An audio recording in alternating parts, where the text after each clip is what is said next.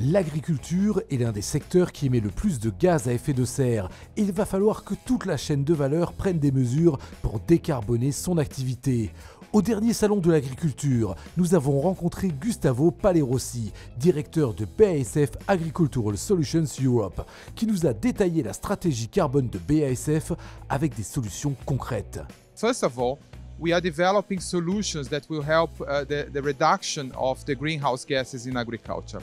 A few examples, one are our portfolio in nitrification inhibitors. In addition to that, Savio, our digital farming platform, has a great contribution also for the reduction of the greenhouse gases. This is one side of our portfolio offering. Another side is also our carbon farming program, and we are using here the Salon de l'Agriculture as an opportunity to launch and to introduce to our customers and partners that BASF wants to lead the implementation of carbon farming programs by allowing farmers to generate the carbon credits, to document and to certify that can be used for insetting or offsetting by the food value chain partners.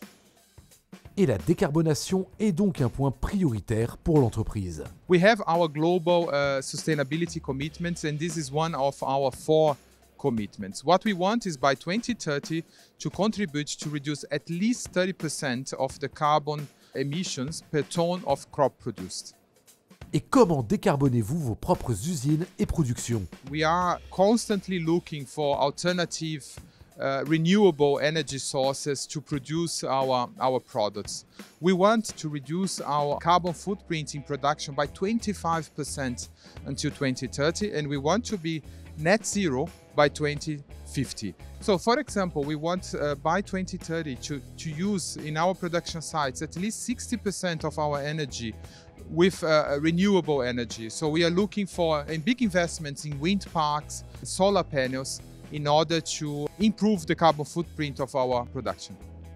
Merci Gustavo, et quant à nous, on se retrouve très vite pour un nouvel épisode de Carbon Farming.